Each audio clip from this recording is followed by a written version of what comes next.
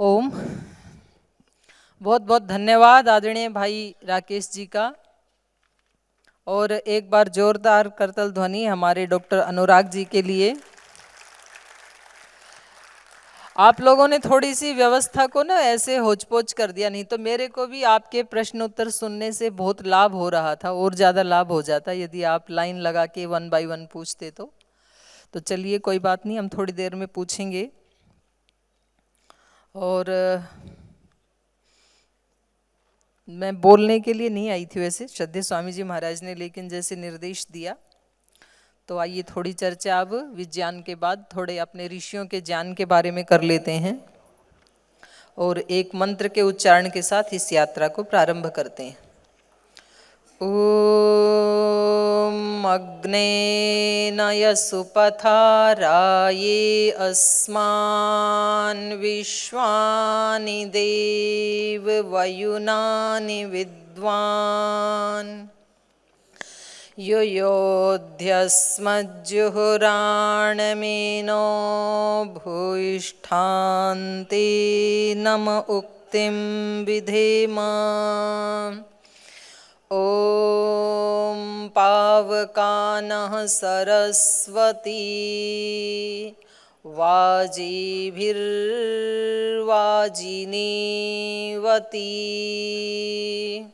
यज्ञं वष्टु धिया वसु। ॐ भूर्भुवस्वः तत्सवितुर्वरेण्यं भर्गो देवस्य धीमहि धियो यो नः प्रचोदयात्। ओम शांति शांति शांति। सर्वप्रथम परम श्रद्धेय वंदनीय प्रातस्मरणीय श्रद्धेय स्वामी जी महाराज और श्रद्धेय आचार्य श्री को, उनकी सूक्ष्म उपस्थिति को कोटिशः नमन वंदन प्रणाम करते हुए आज हमारे मध्य में डॉक्टर अनुराग जी, जो मैं इनको वैदिक चैनल पे या आस्था चैनल पे भी सुनती हूँ कभी, तो कभी मैं महाराज जी को भी बताती हूँ कि महाराज जी मुझे डॉक्टर साहब को सुनना इतना अच्छा लगता है, इतने गूढ़ रहस्यों को जिसको साइंस के विद्यार्थी जो नहीं हैं वो भी इतनी सरलता से समझ सकते हैं। तो एक बार मैं हृदय से आपका अभिनंदन करती हूँ, जोरदार अभिनंदन एक बार। और हमारे आदरणीय भाई राकेश जी, जो संगठन का तो कुशल नेतृत्व करते ही हैं, पिछले 1.5 दशक से भी ज़्यादा, लगभग 16, 17, 18 वर्ष से जहाँ से यात्रा प्रारंभ की और अब नेशनल और इंटरनेशनल स्तर तक इतनी कुशलता से नेतृत्व देते हैं। और आपका वक्तृत्व मुझे ऐसे लगता है देश के जो गिने चुने बहुत टॉप लेवल के जो वक्ता हैं, तो उनमें से एक आपका नाम भी मेरी दृष्टि से इतनी सहजता से, क्योंकि अच्छा वक्ता वो होता है जो अपनी बात को दूसरे व्यक्ति के हृदय में उतार दे, वो अच्छा वक्ता माना जाता है।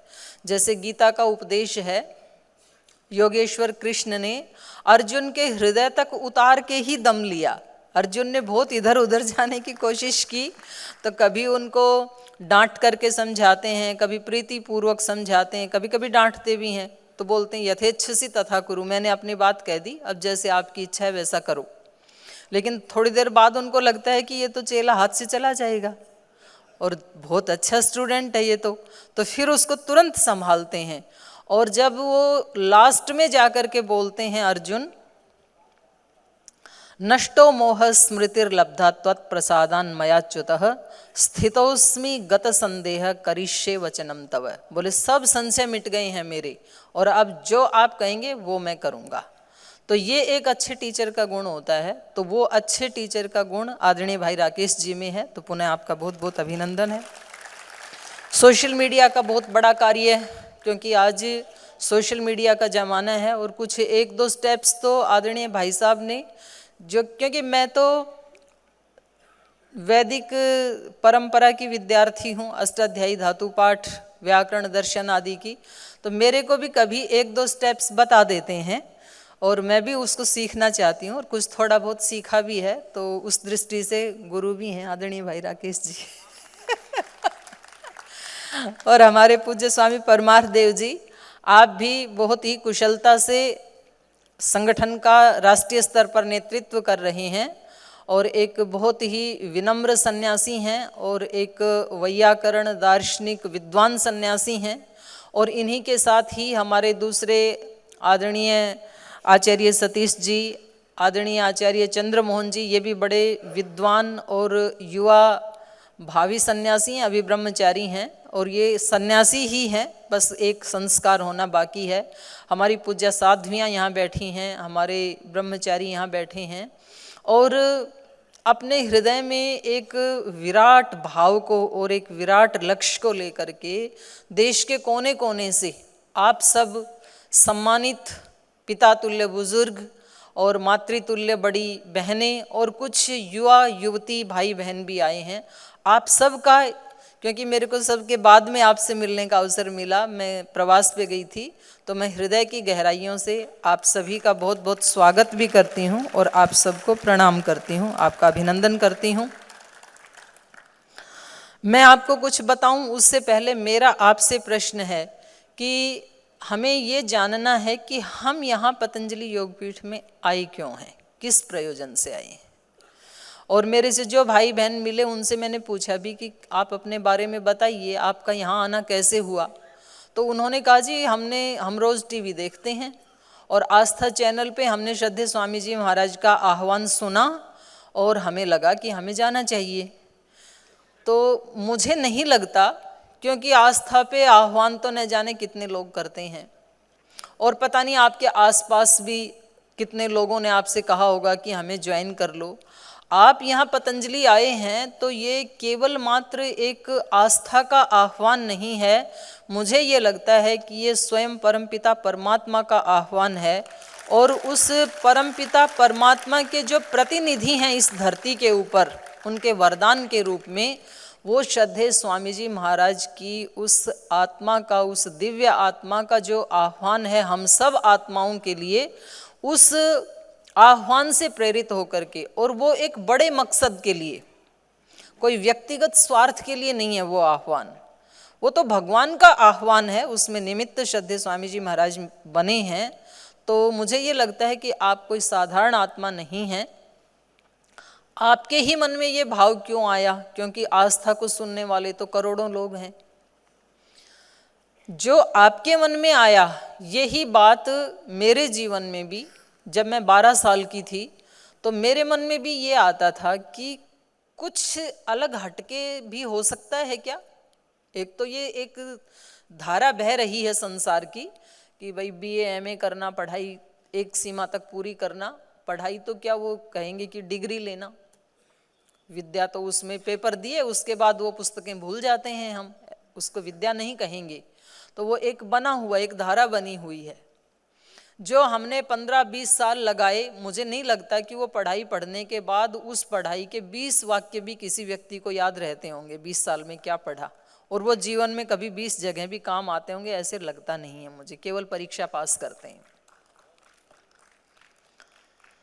तो ये एक गुरुकुल की शिक्षा और वास्तव में जो विद्यार्थी हैं उसमें और डिग्री लेने वालों में बेसिक अंतर होता है। मैं अपने ऊपर घटा के उसको बोल रही हूँ। मैंने 20 साल तक जो पढ़ा उसमें से मुझे 20 वाक्य भी याद नहीं रहे पढ़ाई होने के बाद। 20 साल तक मैंने BA कॉलेज से ही किया, जो दूसरी शिक्षा होती है, लेकिन वो करने से पहले 12 साल से मुझे ऐसे लगता था कि इससे कुछ हटके भी हो सकता है क्या। और उस समय मेरे पास कोई शास्त्र नहीं था, कोई गुरु नहीं था। घर वालों से कभी कभी ऐसे बोल देते थे कि आप हमें गुरुकुल में पढ़ने के लिए भेज दीजिए, तो उनको लगता था कि कभी ये साधु ना बन जाए, तो वो रोक देते थे, समझा देते थे कि अभी आप ना 8वीं पास कर लो फिर भेजेंगे, फिर 10वीं कर लो, फिर 12वीं कर लो, BA कर लो, तो ऐसे ऐसे टलाते रहते थे। लेकिन बीए के बाद हमें लगा कि नहीं, हमें जरूर ये अपने ऋषि मुनियों की जो विद्या है वो जरूर पढ़नी चाहिए। और उसको पढ़ने के लिए मैं भी आपकी तरह से ही 90 में ऐसे ही घर से बाहर निकली थी। लेकिन आज आपके सामने एक इतने समर्थ गुरु हैं, एक इतना बड़ा इंस्टीट्यूट है, लेकिन मैं जिस दिन घर से निकली थी मेरे सामने कुछ भी नहीं था, केवल भगवान था। और मुझे ये लगता था कि मुझे ये भी नहीं पता मैं कहाँ जाऊंगी। तो कोई गुरुकुल, एक कन्या गुरुकुल हमने सुना था, उसका नाम जसात गुरुकुल था, तो वहाँ मैं आ गई थी। तो खैर वहाँ से ये यात्रा शुरू हुई, प्रारंभ हुई। तो मैं मूलतः इसलिए बताना चाह रही हूँ अपने बारे में कि जो आपके अंदर अभिप्सा पैदा हुई है वो एक बहुत ऊंचे लक्ष्य तक आपको ले जाने के लिए, ये अभिप्सा भगवान की तरफ से आपके अंदर पैदा हुई है। ये सामान्य घटना नहीं है ये, और आप उसको उतना ही गौरव दें। तो खैर वहाँ से मेरी यात्रा प्रारंभ हुई और पढ़ते पढ़ाते, और श्रद्धेय स्वामी जी महाराज से भेंट हुई थी 85 में गुरुकुल खानपुर में, क्योंकि उस समय महाराज जी घर से गुरुकुल खानपुर जो हरियाणा में है वहाँ पर पढ़ते थे, और मैं उस समय घर में ही थी। तो बीच बीच में हम गुरुकुल खानपुर में जाते थे जब कोई उत्सव आदि होता था। गुरुकुल खानपुर जो पिता का घर था उससे 7-8 किलोमीटर दूर है। तो श्रद्धेय स्वामी जी महाराज को देख करके, क्योंकि वहाँ गिने चुने 20-25 ब्रह्मचारी होते थे, तो उनमें जो सबसे अच्छा ब्रह्मचारी होता था उसकी गुरुजी भी चर्चा करते थे, और मैंने अपनी आंखों से भी देखा। जिस समय स्वामी जी महाराज गुरुकुल खानपुर में पढ़ते थे तो इतना स्वामी जी का हेल्पफुल नेचर उस समय से ही है, और अखंड प्रचंड पुरुषार्थ ये भी उस समय से ही है। महाराज जी अष्टाध्यायी, धातु पाठ आदि जो उनकी पढ़ाई है सब ब्रह्मचारियों में टॉप पे रहते थे, पढ़ाई में नंबर 1 रहते थे। और गाय की सेवा करना, गांव से भिक्षा मांग करके लाना, जो जो जहाँ इनकी ड्यूटी होती थी उसमें कभी प्रमाद न करना, और उस सेवा को सुंदर से सुंदरतर सुंदरतम करना और प्रसन्न होकर के करना, ये स्वामी जी में उस समय से ही हमने देखा। और फिर कभी कभी अपने जो सहयोगी विद्यार्थी होते थे वो कहते थे आज मेरी इच्छा नहीं है गाय का चारा काट के लाने की, तो रामकिशन तू काट के ले आना मेरी बारी में। तो बोले ठीक है मैं काट लाता हूँ। तो काट के ले आते थे दूसरे का हिस्से का चारा। बोले आज मेरी इच्छा नहीं है गोबर उठा के डालने की, तू उठा के डाल देना, तो डाल देते थे। तो ये हेल्पफुल नेचर, एक विराट हृदय का भाव, ये स्वामी जी महाराज में वहाँ से देखा मैंने। उसके बाद महाराज जी कालवा गुरुकुल चले गए, गंगोत्री चले गए, मैं भी अपनी पढ़ाई में लग गई कन्या गुरुकुल में, और ये सारी पढ़ाई हमारी पूरी हो गई। महाराज जी की पढ़ाई हो गई, गंगोत्री में भी इनकी तपस्या पूरी हो गई। फिर दूसरी भेंट हुई 96 में, 96 और 7 में। तो मैं यहाँ गुरुकुल कांगड़ी में MA करने के लिए आ गई। उससे पहले 90 से और 96 तक 6 वर्ष मैंने गुरुमुख से व्याकरण, दर्शन, उपनिषद परीक्षा नहीं दिलवाते थे उस समय गुरुजी, वो पढ़ा। और उसके बाद फिर मुझे ये अनुमति मिली कि अब आप परीक्षा भी दे सकती हैं, क्योंकि घर से तो BA करके निकली थी। तो 96 में फिर दोबारा दिव्य योग मंदिर में, इधर से श्रद्धेय स्वामी जी महाराज, पूज्य आचार्य श्री जी, और एक और थे आचार्य करमवीर जी, और वहाँ पर 15-20 विद्यार्थी थे। उनमें से बहनों में मैं एक ही विद्यार्थी थी, बाकी सब भाई विद्यार्थी थे।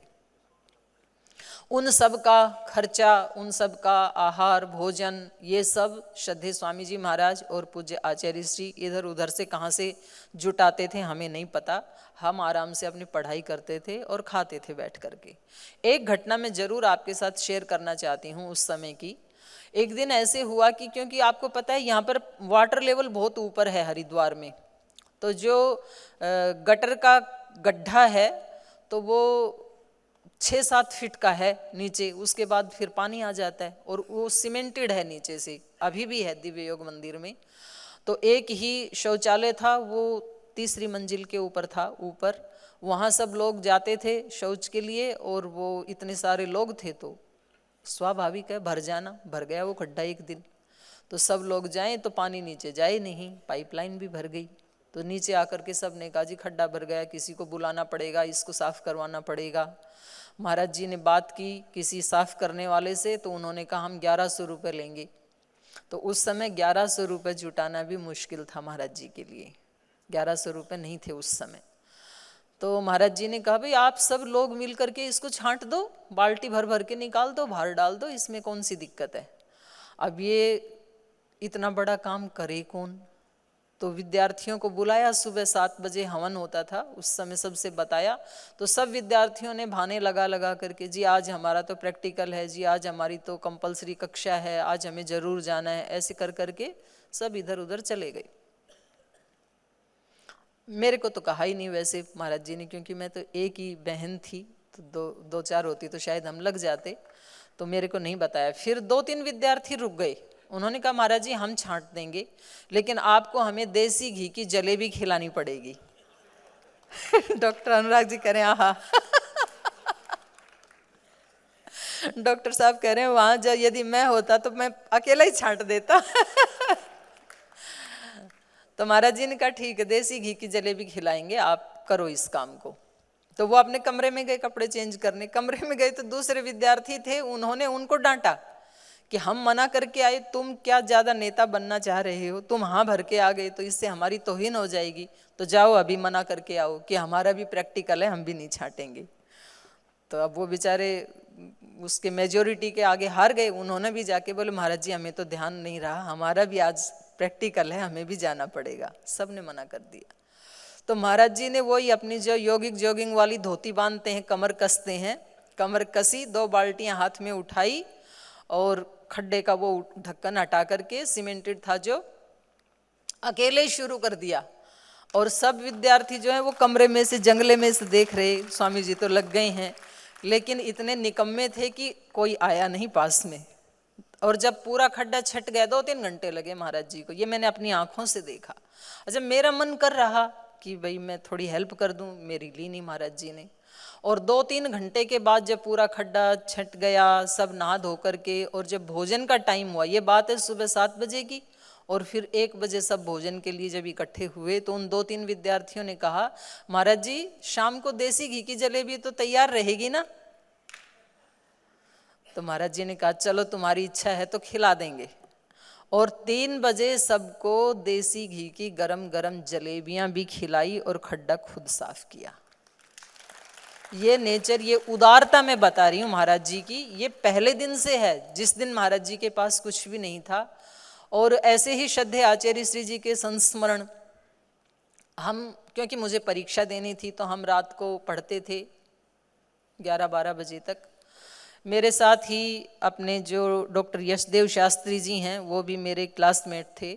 तो सुबह उठ करके फिर आचार्य जी हमारे से पूछते थे। तो एक दिन ऐसे हुआ कि तुम कितनी देर पढ़े रात को, तो हम बताते थे 10 बजे तक, 11 बजे तक, 12 बजे तक, जितना भी पढ़ा उतना बताते थे। एक दिन ऐसे हुआ कि आचार्य जी को किसी टॉपिक के ऊपर कुछ उनको अपना नॉलेज गेन करना था, और वो पुस्तक आचार्य जी के पास तो थी नहीं कोई भी पुस्तक उस समय। ऋषिकेश में किसी बहुत बुजुर्ग वैद्य के पास वो पुस्तक थी।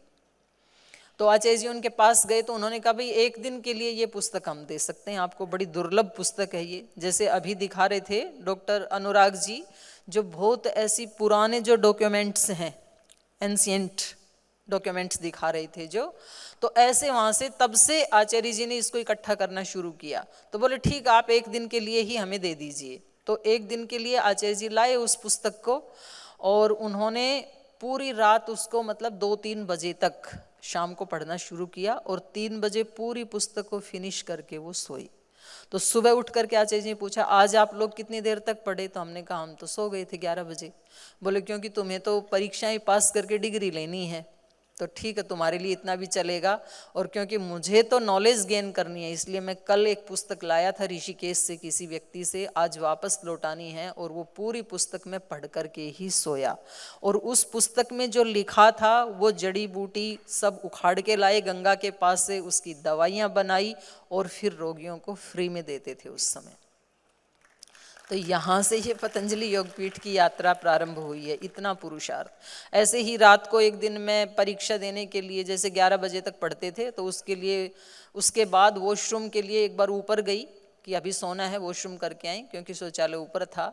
और मैंने देखा कि उस दिन पूर्णिमा की रात थी और एक मोमबत्ती जली हुई थी छत के ऊपर, और श्रद्धेय आचार्य जी और आदरणीय भरत जी और एक और भाई थे वीरेंद्र जी, ये 4-5 लोग, वो जड़ी बूटी से दिव्य पेय बनाया था अपने हाथों से कूट के। उस समय कोई मशीन कोई ऐसे नहीं था, फैक्ट्री तो थी नहीं उस समय, तो उसको उसमें भर करके लिफाफे में पॉलीथीन में और मोमबत्ती से उसको ऐसे बंद कर रहे थे। तो मेरे को बहुत एकदम से हृदय को ना क्लिक किया कि इसको कहते हैं अखंड अखंड प्रचंड पुरुषार्थ। जब सारी दुनिया सो रही है तो ये उनकी सेवा के लिए पुरुषार्थ कर रहे हैं। तो वहाँ से ये यात्रा शुरू हुई। तो मैं ये कह रही थी, फिर पढ़ाई पूरी होने के बाद, एमए होने के बाद भी मैं चली गई थी हरियाणा में, और एक आश्रम वहाँ पर बना दिया था माता पिता ने ही कि आप यहाँ रह करके सेवा करो। फिर 2005 में फिर से ये महाराज जी ने एक बार आह्वान किया और मेरे को भी बताया कि आपको तो इसी फील्ड में सेवा करनी है, तो आप हरिद्वार आ जाइए। और उस समय पूरे देश भर से 1000 योग शिक्षकों का आह्वान श्रद्धेय स्वामी जी महाराज ने किया था, और उसमें आदरणीय भाई राकेश जी और मैं, आदरणीय डॉक्टर जयदीप आर्य जी, और हो सकता है आप में और भी आदरणीय भाई भंवर लाल जी, सीमा बहन जी, और बीच में भी बैठे हैं कुछ 2-3 भाई बहन, उस समय आए थे 1000 वाले। अपने बच्चू जी जो अपने कॉरपोरेट मेंबर हैं अभी हैदराबाद से, तेलंगाना से, और वो उस समय जो 1000 लोग आए थे वो आज भी उसी निष्ठा से सेवा कर रहे हैं। इतने तो आपको यहाँ हॉल में ही मिल गए हैं। तो ऐसे ही मैं इसलिए बताना चाह रही हूँ कि हम भी आपकी तरह से ही आए थे। तो बस इतना है कि आप अलग अलग विद्याओं में जो आपकी अपनी निपुणता है, कौशल है, वो तो मेरे पास नहीं है। आप में से कोई बहुत अच्छे डॉक्टर्स हैं और अलग अलग फील्ड में आप एक्सपर्टीज़ हैं यहाँ पर, तो मेरा केवल ये सेवा वाला ही फील्ड है। तो उसमें मैं ये बता सकती हूँ आपको कि बस इतना सा ही अंतर है कि हम 15-20 साल पहले आपसे आ गए थे ये सेवा करने के लिए, ये भाव 20-1 साल पहले आ गया आपके मन में। आप भी अपने अपने स्थान पे तो कर ही रहे थे, अचानक से तो नहीं आता है, किसी ना किसी रूप में आप भी कर ही रहे थे उस सेवा को। आप थोड़ा सा 2 कदम बाद में आ गए। तो अब हम सब भाई बहन मिलकर के जो श्रद्धेय स्वामी जी महाराज का सपना है, और जो महाराज जी का नहीं, जो भगवान का सपना है, उसको पूरा तो भगवान ही करेंगे, पर उसमें एक छोटा सा यदि योगदान, गिलहरी वाला योगदान हमारा लगे तो हम हंसते हुए इस शरीर को छोड़ के परलोक में जाएंगे। और जो श्रद्धेय स्वामी जी महाराज आज बता रहे थे अर्थकरी विद्या के बारे में, तो मुझे ऐसे लगता है कि हमारे श्रद्धेय स्वामी जी महाराज जो हैं वो योग के अर्थकरी महात्मा हैं, एक संत हैं, एक योगी हैं। अर्थकरी का मतलब ये नहीं रुपए पैसे वाले। अर्थकरी का मतलब होता है, एक है योग शब्द और एक है योग का अर्थ। तो योग का अर्थ क्या होता है? योग का अर्थ श्रद्धेय स्वामी जी महाराज होते हैं, योग का अर्थ श्रद्धेय आचार्य श्री होते हैं। ये योग का अर्थ है।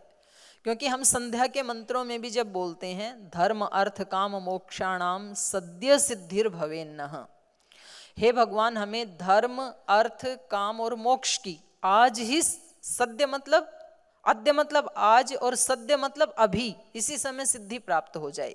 जो उपासना कर रहे हैं तो ये कोई रिचुअल नहीं होना चाहिए। तो एक तो धर्म की हमें पता होना चाहिए कि भाई मैं ब्रह्मचारी हूँ या गृहस्थी हूँ या सन्यासी हूँ, वानप्रस्थी हूँ, तो मेरा क्या धर्म है। सबके अलग अलग वर्णाश्रम धर्म अलग होते हैं, तो मुझे मेरे धर्म की सिद्धि हो, मैं उसका पालन करूँ। और अर्थ, उस धर्म का अर्थ क्या है। अब योग तो एक शब्द है, योग तो आप पढ़ लेंगे, गीता में भी पढ़ लेंगे, समत्वम योग उच्यते। योग तो आप योग दर्शन में भी पढ़ लेंगे, योगस चित्तवृत्ति निरोध। तो योग की तो बहुत सारी परिभाषाएं हमने पढ़ ली। उन परिभाषाओं का अर्थ क्या है, क्या है योग। तो उसके लिए अगर हमें उसका अर्थ देखना है तो ये पूरा पतंजलि योगपीठ और श्रद्धेय स्वामी जी महाराज उसके सगुण साकार प्रतिरूप हैं। इसलिए मैं कह रही हूं कि वो अर्थकरी संत हैं, अर्थकरी योगी हैं। और हमने, आपने भी अपने अपने फील्ड में बहुत कुछ पाया है, उसमें आपका अपना कौशल है, निपुणता है, वो विद्या है आपके पास। लेकिन एक कोई ऐसी भी विद्या है जो सर्वोपरि जिसको कहा है, जिसको हमारे शास्त्रों में सुपर साइंस कहा है। एक साइंस है, डॉक्टर अनुराग जी ने अभी बताया, और ये जो अध्यात्म और योग वाली जो साइंस है, हमारी ऋषियों की जो साइंस है, इसको सुपर साइंस बताया। इससे बढ़कर के कोई साइंस नहीं है। तो वो क्या है, ये हमने सुन तो लिया कि ये सुपर साइंस है, वो है क्या? तो इसके बारे में पहले तो जिसको शब्द सुनने को नहीं मिला उनके लिए पहले शब्द सुनने को हमें मिले, वो बहुत अच्छा है हमारे लिए। तो मैंने भी ऐसे ही आपकी तरह से अपने गुरुजनों से ये क्या है अध्यात्म विज्ञान, दर्शन क्या है, उपनिषद क्या है, रामायण महाभारत गीता ये क्या है, ये अपने गुरुजनों से पढ़ा। तो पहले शब्द का तो पता लगा, क्योंकि कठोपनिषद में यमाचार्य अपने शिष्य नचिकेता से कहते हैं कि तुम बड़े सौभाग्यशाली हो कि तुम्हें ये अध्यात्म विद्या सुनने को तो मिल गई। देश में करोड़ों लोग तो ऐसे हैं जिनको मनुष्य का शरीर तो मिला, लेकिन उनको इस साइंस को सुनने का सौभाग्य नहीं मिला। वो जैसे आए हैं वैसे ही वापस भी चले जाएंगे। तो कम से कम इतना सौभाग्य तो मिला, ये तो भली बात है। और जो शब्द मिला है, तो अब स्टेप वाइज उसके अर्थ की तरफ भी हम आगे बढ़ सकते हैं। तो वो परम लक्ष्य है, वो सुपर साइंस है। तो इसमें श्रद्धेय स्वामी जी महाराज ने अभी जो महाराज जी ने बताया उसी को मैं थोड़ा विस्तार करके बता रही हूँ, क्योंकि कोई विशेष टॉपिक मेरे पास नहीं था, बोलने के लिए भी नहीं आई थी। तो महाराज जी ने चार शब्द बोले हैं, मति, भक्ति, कृति, संस्कृति। और डॉक्टर अनुराग जी ने उस मति के लिए कितना सुंदर उदाहरण दे करके, और भी हमारी मतलब जो शंका थी उसका ऐसा समाधान तो मुझे अभी शास्त्रों में भी नहीं मिला था कि भाई मनुष्य शरीर में जो मति को सबसे ऊपर रखा है तो इसकी क्या महत्ता हो सकती है। तो जो उन्होंने उदाहरण दिया कि गधे की, आप सभी पशुओं की योनि, वो तो एक आलंकारिक समझ लो गधा तो, पर जिनकी भी रीढ़ की हड्डी ऐसे है तो हम यही मानेंगे ना कि सारे पशु जो हैं उनको सबसे पहले वो खाना पीना और उनका पेट और उनका हृदय और उनका मस्तिष्क सब एक ही लेवल में, एक ही लाइन में है। तो ये सारी पशु योनि हो गई।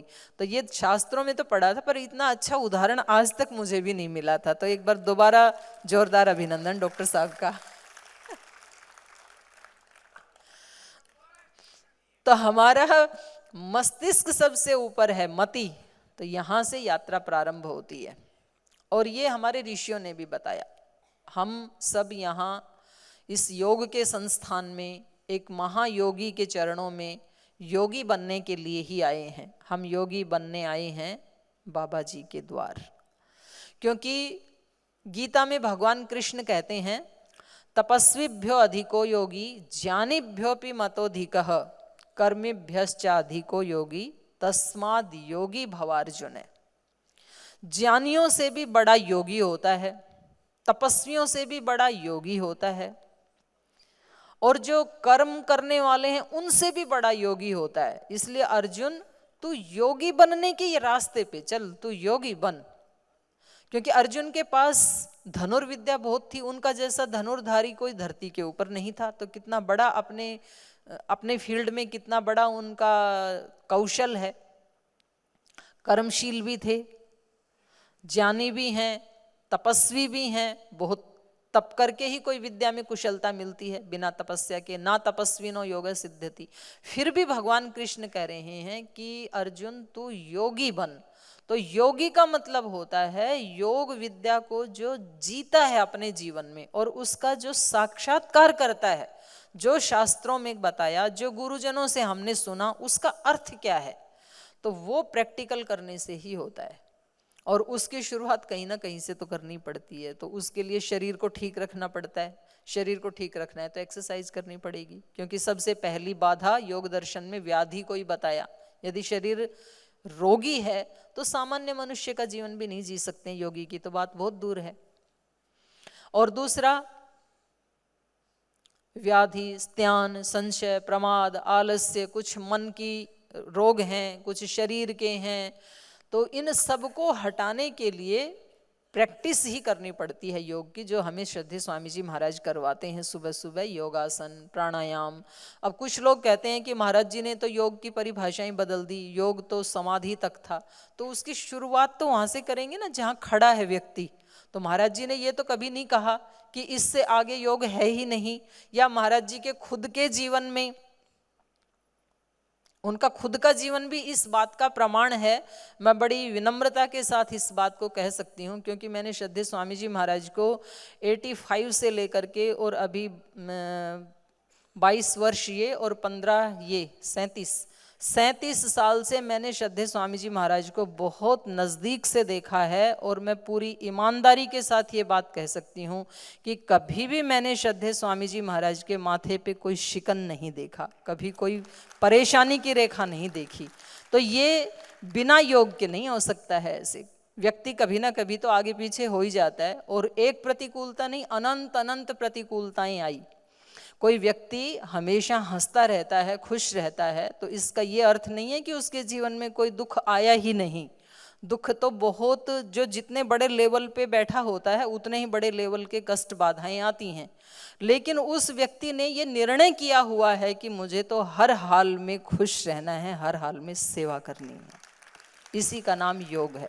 तो हम सब भी योगी बनने के लिए ही इन महापुरुषों के शरण में आए हैं, इनके चरणों में आए हैं। तो मति, फिर भक्ति। अर्जुन ने भी अपनी यात्रा प्रारंभ की थी जिज्ञासु, जैसे आप प्रश्न पूछ रहे हैं ऐसे अर्जुन भी प्रश्न पूछता है कृष्ण से। और क्योंकि जब तक मानसिक रूप से चीजें क्लियर नहीं होंगी, हमारे मन में जब तक तर्क चलते रहेंगे, तब तक यात्रा आगे नहीं बढ़ सकती है। इसलिए क्वेश्चंस तो होने ही चाहिए। संशय, मैं दर्शन की भी विद्यार्थी हूं, तो न्याय दर्शन में एक 16 पहले ही सूत्र में 16 पदार्थों का निर्दर्शन किया है आचार्य ने, गौतम ऋषि ने। वो कहते हैं प्रमाण प्रमेय आदि जो 16 पदार्थ हैं, इनको जानने से निश्रेष की प्राप्ति होती है। तो उन 16 पदार्थों में एक संशय भी है, संशय को भी जानना। तो वहां पर पूछा, किसी ने प्रश्न पूछा कि जी ये संशय को भी क्यों जानना, संशय से तो दूर होना चाहिए, संशय आत्मा विनश्यति।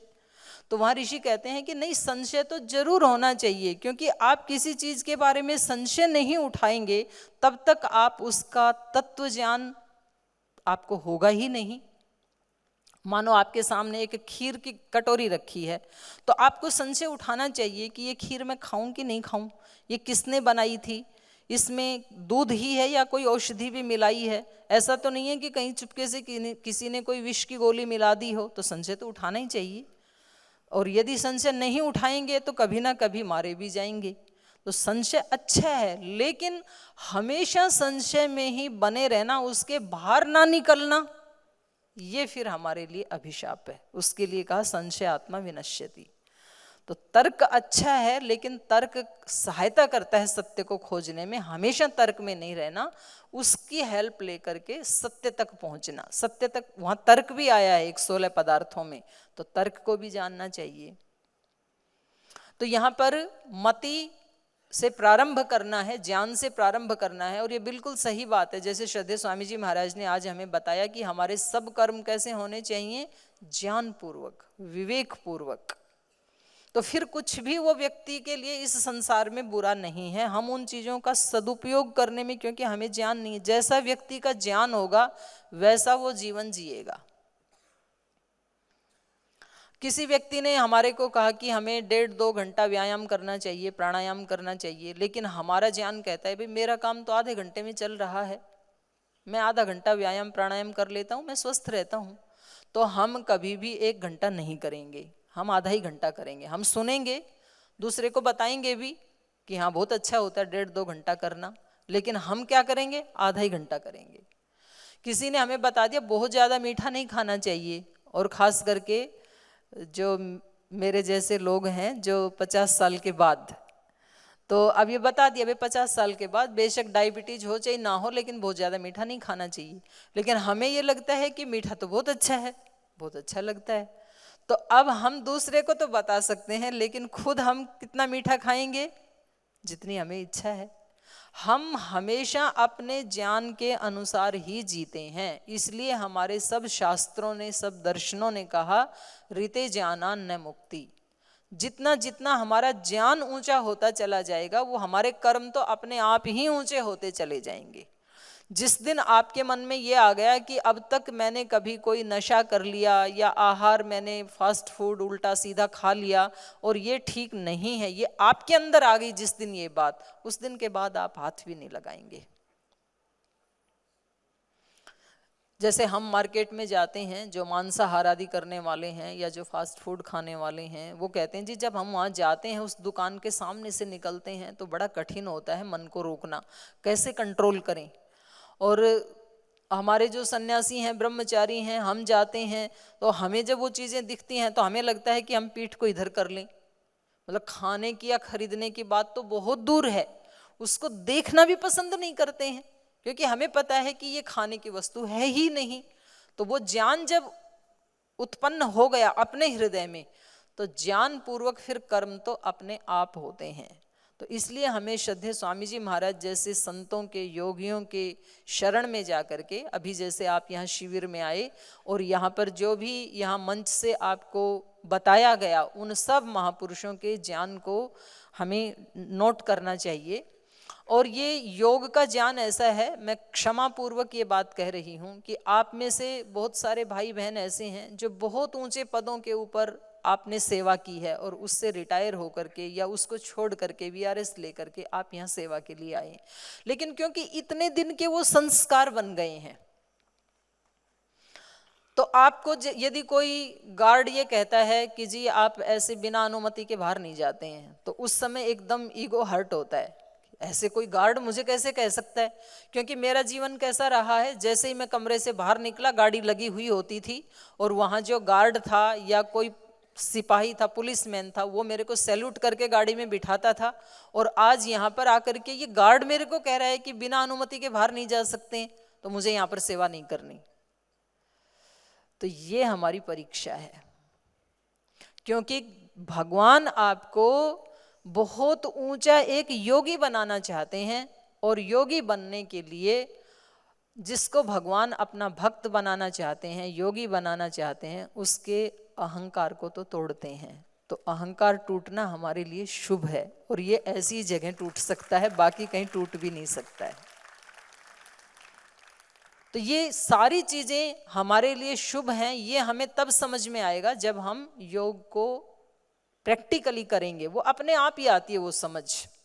पहले हमने गुरुओं से सुना, फिर गुरुओं ने कहा, वैसा हमने करके देखा, हमने व्यायाम किया, प्राणायाम किया, ध्यान किया, और महाराज जी ने कहा थोड़ा मौन रहा करो, मौन रहे, स्वाध्याय किया। आज महाराज जी ने बताया ना कि आप ऐसे इस पे विचार करना कि हम स्वाध्याय क्यों करें। तो स्वाध्याय से ये सब फल मिलता है, ये स्वाध्याय की महिमा है। स्वाध्याय हम क्यों करें, किसका स्वाध्याय करें, किन ग्रंथों का स्वाध्याय करें।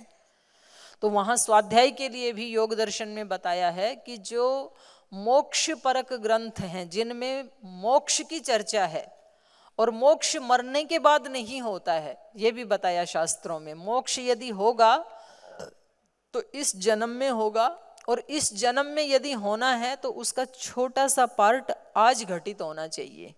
यदि उसका 1% आज जीवन में घटित हुआ मोक्ष का, तो इसी जीवन में 100% भी घटित हो सकता है। और यदि आज 1% घटित नहीं हुआ तो कोई आशा नहीं है कि इस जन्म में 100% घटित होगा। और इस जन्म में घटित नहीं हुआ तो मरने के बाद तो कोई साधन है ही नहीं मुक्ति का। मुक्ति का साधन तो ये शरीर ही है। मोक्ष के लिए हमें ज्ञान चाहिए, ज्ञान के लिए हमें ब्रेन चाहिए, मोक्ष के लिए हमें ऊंची भावनाएं चाहिए, ऊंची भावनाओं के लिए हमें हार्ट चाहिए, इंद्रियां चाहिए। तो वो तो सारा सामान इस शरीर में ही है।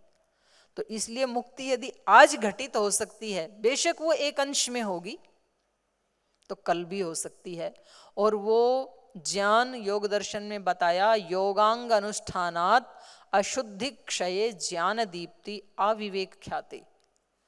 जैसे जैसे योग का अनुष्ठान करते हैं तो अशुद्धि का क्षय होता जाता है, अपने आप हमारे ईगो कम होते चले जाते हैं, सहनशीलता बढ़ती चली जाती है, क्षमाशीलता बढ़ती चली जाती है, तपस्या करने की हमारी जो भावनात्मक शक्ति है वो बढ़ती चली जाती है, इमोशनल स्ट्रेंथ। और वो ज्ञान अपने आप धीरे धीरे धीरे, पहले एक दीपक की तरह से थोड़ा सा ज्ञान हमारे हृदय में होता है, फिर वो ट्यूबलाइट जैसे, फिर अनेक अनेक ट्यूबलाइट जैसे, फिर सूर्य जैसे, और फिर अनंत प्रकाश योगी के हृदय में। प्रकाश का मतलब वहाँ कोई ऐसा उजाले की बात नहीं कर रही हूँ, मैं ज्ञान की ही बात कर रही हूँ। तो ये सब हमें मिलेगा जो हमारे ऋषियों के ग्रंथ हैं उनको पढ़ने से और फिर उसका अनुष्ठान करने से। तो ये महाराज जी ने बताया कि स्वाध्याय हमें किसका करना चाहिए, तो स्वाध्याय के लिए वो ग्रंथ पढ़ने चाहिए। आपको भी कुछ ग्रंथ दिए थे, यहाँ आते ही कुछ पुस्तकें आपको दी गई थी, और हो शायद जरूर आपने उनका स्वाध्याय भी किया होगा। उसके साथ गायत्री मंत्र आदि जो हैं उनका उच्चारण करना, उनका अनुष्ठान करना। और केवल गायत्री मंत्र ही नहीं, गायत्री मंत्र को यद्यपि चारों वेदों में सर्वश्रेष्ठ मंत्र कहा है, क्योंकि उस मंत्र की अपनी शक्ति जो है वो सर्वश्रेष्ठ है, लेकिन कोई भी मंत्र हमारा कल्याण कर सकता है, कोई भी मंत्र। मंत्र का मतलब है बीज, तो हर बीज की अपनी शक्ति होती है, लेकिन उस बीज को एक पौधा बनने के लिए, पुष्पित होने के लिए, फल आने के लिए एक प्रोसेस से तो गुजरना ही पड़ता है। यदि कोई बीज अलमारी में ही रखा रहे, हमने जमीन में बोया ही नहीं, तो फिर उसकी जो संभावनाएं हैं वो उसके अंदर अलमारी में ही समाप्त हो जाएंगी। तो यदि हमने योग मार्ग में एक कदम भी आगे रखा ही नहीं, हमने ना योगासन से शुरुआत की, ना यम नियम की शुरुआत की, ना व्यायाम प्राणायाम किया, ना प्रत्याहार धारणा ध्यान, इसकी शुरुआत यदि नहीं की हमने, तो फिर हमारे अंदर से वो शक्तियां कभी अभिव्यक्त नहीं होंगी और हमें कभी विश्वास नहीं होगा कि ये शास्त्रों में लिखा है, ये सत्य है। लेकिन यदि हम उस बीज को प्रोसेस से गुजारते हैं तो कोई भी बीज, सत्य एक शब्द है, महाभाष्य में आया है, एक शब्द सम्यक ज्ञातः सुप्रयुक्तः इष्ट काम दुख भवति। एक ही शब्द को यदि हमने ठीक से जान लिया, ठीक से जानने का मतलब है कि उस शब्द का अर्थ क्या है उसको यदि हमने पहचान लिया। एक शब्द है शरीर, और शरीर हमारे पास है, और इस शरीर के ही अर्थ को हमने जान लिया, इसकी सारी वास्तविकता को हमने जान लिया कि ये शरीर क्या है, किन तत्वों से बना है, मरण धर्म है या अविनाशी है। तो समझ लो कि शरीर को यदि समझ लिया ना, तो फिर परमात्मा और प्रकृति, ये संसार, ये तो अपने आप ही समझ में आ जाएगा फिर। तो एक शब्द भी हमारे लिए मंत्र बन सकता है। वैसे मंत्र शब्द का अर्थ यही है, मंत्र, मंत्र मननात्, मनन करने से उसको मंत्र कहते हैं, बार बार वही अर्थ का मनन होता रहे। और दूसरा मंत्र शब्द का अर्थ है मत्री गुप्त परिभाषणे धातु से ये बनता है, गुप्त भाषण। एक भाषण तो आपका और हमारा चल रहा है अभी, इसमें कुछ गुप्त नहीं है, इधर से बोला जा रहा है, उधर से सुन रहे हैं, या उधर से आप पूछते हैं, बोलते हैं, फिर इधर से उत्तर दिया जाता है। एक तो ये भाषण है, तो इसमें कोई गुप्तता नहीं, गोपनीयता नहीं है। और एक भाषण होता है जो व्यक्ति किसी के कान में बोलता है, तो पास वाला व्यक्ति भी उसको सुन नहीं सकता है, तो उसको मंत्रणा भी कहते हैं कि भैया क्या गुप्त मंत्रणा कर रहे हैं, कुछ पता नहीं चलता है। तो इसको भी, मंत्र को मंत्र इसलिए कहते हैं कि साधक या भक्त या योगी जो कुछ बोल रहा है उसको केवल उसका आराध्य, उसका इष्ट देव परमात्मा ब्रह्म ही सुन रहा है, और उधर से ब्रह्म उसको जो निर्देश दे रहा है उसको केवल वो साधक ही सुन सकता है, दूसरा कोई नहीं सुन सकता है। इसका नाम मंत्र है। तो जब हम संध्या करते हैं, यज्ञ करते हैं, या कोई भी मंत्र बोलते हैं, तो हम जो बोल रहे हैं ना, तो फिर हमारा कनेक्शन उस जिसके लिए हम बोल रहे हैं उसके साथ ऐसे ही जुड़ना चाहिए जैसे हम किसी अपने साथी के कान में कोई बात कहते हैं और वो दूसरे को नहीं पता लगती है, क्योंकि दूसरे उसके महत्व को नहीं समझेंगे। जिस व्यक्ति को कोई लेना देना नहीं आपसे, तो फिर आपको लगता है कि इसको सुना के भी क्या करूं। मानो आप कहीं एयरपोर्ट पे बैठे हैं या रेलवे स्टेशन पे बैठे हैं और आपको कोई बात अपने ही साथी को बतानी है, तो आप जोर से ऐसे माइक लगा के थोड़ी बोलते हैं, आप धीरे से उसके कान में बताते हैं, क्योंकि आपको पता है कि जो आप कह रहे हैं उसका प्रयोजन इसी व्यक्ति से दूसरे से तो है ही नहीं। तो ऐसे हमारी अपनी साधना हर व्यक्ति की अलग अलग है। क्योंकि हर व्यक्ति की मनस्थिति, हर व्यक्ति की परिस्थिति, हर व्यक्ति की चेतना का स्तर अलग अलग होता है, तो वो अलग अलग बातें ही अपने इष्ट देव को कहता है।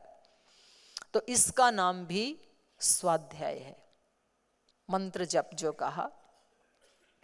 और तीसरा है फिर अपने आप का निरीक्षण करना, अपने आप का अध्ययन करना, स्व का अध्ययन करना, ये भी स्वाध्याय ही है। मैं इतनी बातें सुनता हूँ, इतने महापुरुषों के साथ में रहता हूँ, शास्त्र भी पढ़े हैं, तो ये सारे कहीं मेरे आचरण में थोड़ा बहुत उतरते हैं या नहीं उतरते हैं?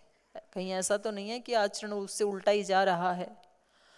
तो ऐसा व्यक्ति अपना आकलन खुद करे, अपना जज खुद बने, अपना एग्जामिनर खुद बने, तो ये भी स्वाध्याय में ही आता है। नहीं तो व्यक्ति अपना तो एडवोकेट बनता है। माफ करना, आप में से बहुत सारे एडवोकेट भी हैं और जज भी आए हुए, मैं क्षमा चाहती हूँ। एडवोकेट का काम होता है कि भाई जो केस उसने हाथ में लिया है उसको जिताना, वो सच्चा है झूठा है, ऐसा मैंने सुना है। और जज का काम होता है वो दोनों पक्षों की बात सुनता है, फिर जो उचित लगता है वो फैसला देता है। तो हमें अपने प्रति जज होना चाहिए कि जो कुछ मैंने किया है इसमें सच्चाई तो यही है, बाकी मैं दूसरों के सामने स्वीकार करूं या ना करूं। तो हम क्या करते हैं, दूसरों के सामने फिर अपने दोष के बारे में भी हम उसको ढकना चाहते हैं या उसको उचित ठहराना चाहते हैं। तो ये अपने आप में ही योग से आउट होने वाली बात है। हम उतना ही पीछे चले जाएंगे, पुरुषार्थ तो करना ही पड़ेगा उसके लिए कभी ना कभी। तो उसको स्वीकार करके और उसको हम ठीक करने लगें, तो ये भी स्वाध्याय के अंतर्गत आता है। तो महाराज जी ने बताया था कि हमें सब काम अपने ज्ञान पूर्वक करने हैं, और ये महर्षि दयानंद ने भी कहा सत्यार्थ प्रकाश में कि भाई आपको योगी बनने के लिए 3 साधन बताए वहां महर्षि दयानंद ने: शुद्ध ज्ञान, शुद्ध कर्म, शुद्ध उपासना। हर उपासना उपासना नहीं होती है। कोई भी आंख मूंद के बैठा है, उसने उपासना की है, तो जरूरी नहीं है कि वो उपासना उपासना ही है। अगर व्यक्ति आंख बंद करके बैठा है और खाने के बारे में सोच रहा है कि भूख लगी है, कितनी देर में भोजन की घंटी लगेगी, तो वो ईश्वर की उपासना नहीं कर रहा, भोजन की उपासना कर रहा है। किसी व्यक्ति को लग रहा है कि मैंने सुना था कल तो गुलाब जामुन बनेंगे, तो बस आज तो ये जल्दी से पूरा हो जाए यज्ञ, तो फिर जाके नाश्ते में गुलाब जामुन ही मिलेंगे, तो वो यज्ञ में नहीं बैठा, वो गुलाब जामुन के पास ही बैठा है, उपासना उसी की हो रही है। कभी कभी हमारे मन में, जैसे माताओं के मन में कभी ज्वेलरी की बात चलती है, कभी कपड़ों की बात चलती है। आपकी नहीं, आप तो सब बहुत अच्छे हैं इसीलिए यहाँ आए हैं। सामान्य रूप से किसी किसी के मन में जूते चप्पल की ही बात चलती है कि कितने जोड़ी होने चाहिए, मेरी फ्रेंड के पास तो 10 जोड़ी हैं, तो मेरे पास 15 होने चाहिए। तो वो व्यक्ति जूते चप्पल की ही उपासना कर रहा है। हमारे चित्त में क्या चल रहा है वही हमारी उपासना होती है, और वही स्वाध्याय में भी आता है। तो हमें इन ग्रंथों का, अपने ऋषियों का जो अनुभव है, देखो आपकी सारी जिंदगी की जो कमाई थी, और वो आप एक चेक पे लिख करके यदि पतंजलि को दे दें पूरा का पूरा, तो सब लोग कहेंगे कि देखो कितना महादानी है। बहुत लोग आपकी प्रशंसा करेंगे और आपको भी ये लगेगा कि मैं तृप्त हो गया, और दूसरे लोगों को लगेगा कि भाई ये कितना कठिन काम है। कुछ देना, दशांश देना, वो भी कठिन है, लेकिन फिर भी वो उसकी अपेक्षा सरल है जो पूरा का पूरा अपने आप को दान देता है। तो ऐसे हमारे ऋषियों ने, आप थोड़ा विचार कीजिए, आप तो 10 दिन के लिए यहाँ पर जल्दी उठते हैं, 3 बजे उठते हैं, कोई 3:30 उठते हैं, और फिर सुबह से शाम तक 1 मिनट भी आपको फुर्सत नहीं लगती है। और लेकिन इसमें बीच बीच में कहीं कुर्सी पे बैठ के भी सो लेते हैं, कभी कभी कमरे में भी जा कर के चांस मिले तो 10 मिनट सो लेते हैं। लेकिन आप सोचें, ये तो केवल 10 दिन की दिनचर्या है आपकी, और उन ऋषियों के बारे में सोचिए जिन्होंने इन शास्त्रों का इन्वेंशन किया, जो ये खोज की उन्होंने अपने जीवन को कितने संयम से जिया होगा। वो जीवन भर जल्दी ही उठते रहे, कभी लेट नहीं उठे। उन्होंने एक बार भी अपने मन में कोई राग द्वेष घृणा आदि नेगेटिव थिंकिंग नहीं आने दी, तो उसके लिए कितना तप करना पड़ा होगा उनको। उन व्यक्तियों ने हर पल यही सोचा, सर्वे भवन्तु सुखिनः सर्वे सन्तु निरामया। तो कितना कठिन हुआ होगा, क्योंकि कोई ना कोई व्यक्ति तो उनको भी सताने वाले आ ही जाते हैं, और उनके बारे में भी बुरा नहीं सोचना, तो कितना मानसिक तप करना पड़ा होगा। और इतना तप करके जो कुछ उन्होंने ऊपर से प्राप्त किया, भगवान से प्राप्त किया, वो सारी की सारी नॉलेज, अपने जीवन की सारी कमाई हमारे को बिना किसी शर्त के इन शास्त्रों के रूप में दे करके चले गए। कितना बड़ा उपकार है हमारे ऊपर। ऋषि ऋण जिसको कहते हैं, ऋणी हैं हम उनके। और इस ऋण को उतारने का और कोई तरीका नहीं है, एक ही तरीका है, जैसा उन्होंने बताया वैसे हम बने। क्योंकि उन्होंने हमारे लिए इसीलिए दिया था ये ज्ञान कि हमारी आने वाली संतानें, उनको इसकी खोज नहीं करनी पड़ेगी। ये हलवा बना के हमने रख दिया, उनको खाना है केवल। ये हमने खोज करके बता दिया कि ऐसे ऐसे जीवन जीना, ये लाइफस्टाइल, तो उनको बहुत जल्दी से वो चीजें मिल जाएंगी। ऐसा उन्होंने हमारे लिए बना करके दिया। तो ये अब हमारा कर्तव्य बनता है उस ऋषि ऋण से उऋण होने का। जैसे श्रद्धेय स्वामी जी महाराज ने अपने गुरुजनों से जो सीखा, और हिमालय में जाकर के जिस गुफा में महाराज जी ने 3 वर्ष तक साधना की, वो भी एक बार अपने सभी सन्यासी ब्रह्मचारियों को दिखा के लाए थे। मैंने भी देखी है वो गुहा। तो वो बिल्कुल वहाँ 25-30 फीट से ना पानी गिरता है, गौरी कुंड बोलते हैं उसको। उसके ऊपर बस 2 पत्थर ऐसे रखे हैं और एक ऐसा स्थान सा, स्पेस सा बना हुआ है। उस गुफा में रहे 3 साल। और जब वो पानी गिरता है ना, तो वो पत्थर ऐसे ऐसे उनमें वाइब्रेशन होता है, हिलते हैं। तो हम पूछ रहे थे कि महाराज जी आप सोते कैसे थे, इतनी ज्यादा आवाज आती है वहां पर, कैसे सोते होंगे, ठंडी कितनी लगती होगी। तो बिस्तर तो कोई था नहीं वहां पर, गद्दे कंबल तो थे नहीं। तो बोले एक बोरी बिछा लेते थे, और ये जो दान करने वाले कंबल आजकल तो वो अपने पशुओं को भी नहीं उड़ाते लोग, काले कंबल आते थे पहले, फौजी कंबल, तो वो किसी ने दान दे दिया था। तो 3 साल वो ही एक कंबल वो भी बिछा लेते थे। और उसमें सांप आएगा कि बिच्छू आएगा, उसके नीचे क्या आएगा, ऐसी जो तपस्या करके, और उस नॉलेज को यदि वो नीचे आकर के लाखों लोगों तक नहीं पहुंचाते, तो आज संसार को वो लाभ नहीं होता जो आज पतंजलि योगपीठ से लाखों लोगों को जो लाभ हुआ है। तो अब हमारा ये कर्तव्य बनता है कि भगवान ने आप सब आत्माओं को, हम सब आत्माओं को चुन चुन करके श्रद्धेय स्वामी जी महाराज के पास भेजा है। और हमने सारी बात को जान भी लिया है। और जानने के बाद अब हमारा ये कर्तव्य बनता है कि हम इसको कम से कम एक टारगेट लेकर के जाएं यहाँ से। जिन भाई बहनों को यहाँ सेवा करनी है, उनके लिए तो मैं एडवांस में ही शुभकामना देती हूँ कि पतंजलि में आपको सब चीज़ें मिलेंगी, लेकिन आपको आराम करने के लिए नहीं मिलेगा। ये तो यहाँ वरदान है। जो भी व्यक्ति यहाँ रहता है, तो क्योंकि महाराज जी खुद विश्राम नहीं करते हैं, और वो सबकी, और उनको आदत भी पड़ जाती है। जो यहाँ रहते हैं ना, वो खाली रह भी नहीं सकते हैं, वो किसी ना किसी कार्य में लगे ही रहेंगे। लेकिन जो अपने जिलों में जा रहे हैं, उनको टारगेट लेकर के जाना चाहिए। कम से कम आप छोटे छोटे टारगेट लें कि भाई 1 महीने में, अगले 1 महीने में जो कुछ मैंने 10 दिन में यहाँ सीखा है, ये कम से कम 100 लोगों को सिखाऊंगा। अब वो 100 लोगों की लिस्ट आप अपने ढंग से बना लीजिए, वो 100 लोग कौन होंगे। आप पतंजलि से जैसे योग संदेश एक पत्रिका निकलती है, आप ये संकल्प लेकर के जा सकते हैं कि 100 लोगों को मैं पहले अपनी तरफ से गिफ्ट करूंगा, 100 योग संदेश। एक योग संदेश की कीमत क्या है? 150 रुपए 1 साल की।